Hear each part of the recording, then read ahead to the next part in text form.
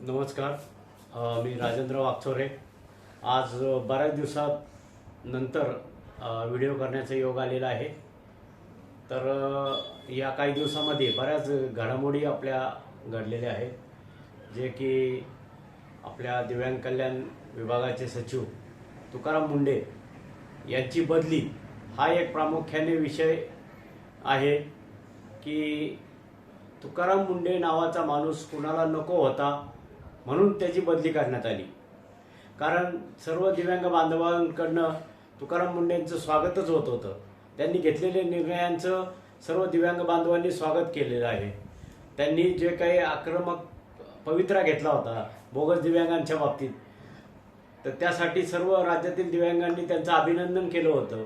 आणि असा एक पहिला अधिकारी असेल की ज्याची बदली झाली आणि ती बदली रद्द करावी म्हणून राज्यात आंदोलन सुरू झालेले आहे. तर या व्यक्तीचा बदली करण्यामागचं कारण काय?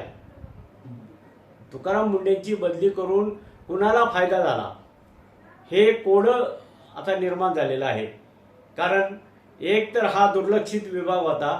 तुकाराम मुंडेंमुळं हा केंद्रस्थानी आला होता. हा विभाग चर्चेत आला होता आणि बऱ्याचशा योजना मार्गी लागल्या होत्या.